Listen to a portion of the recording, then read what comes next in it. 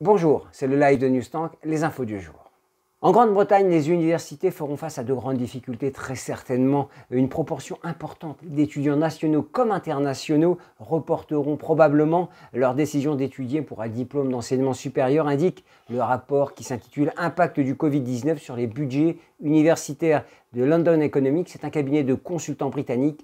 Le rapport estime que 232 000 étudiants ne s'inscriront pas dans l'enseignement supérieur britannique à la rentrée prochaine. Insertion professionnelle, les établissements du supérieur sont inquiets. 94% d'entre eux estiment que l'employabilité des étudiants est affectée par la crise. C'est une enquête de Job Teaser sur la situation du marché du travail pour les étudiants et jeunes diplômés européens. Alors, si 76% des entreprises interrogées disent poursuivre leur recrutement au moins partiellement, 30% des étudiants interrogés disent avoir vu leur offre d'emploi ou de stage annulée ou décalée. Et 19% ont carrément perdu leur stage ou alternance ou leur CDI du fait de la crise. Dans les écoles de management, on est optimiste. La majorité des dirigeants de ces écoles de management sont optimistes quant au futur de leur établissement et plus globalement du secteur de l'enseignement supérieur qu'ils jugent très robuste.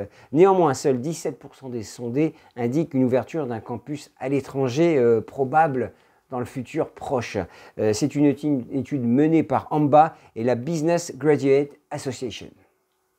CFA et centres de formation continue pourront accueillir apprentis et stagiaires. Cette reprise de l'accueil sur site dépendra de la capacité à respecter, on s'en doute, les règles sanitaires précisées dans le protocole national de déconfinement. Un guide pour les salariés et employeurs des CFA et organismes de formation sera rendu public cette semaine par le ministère du Travail.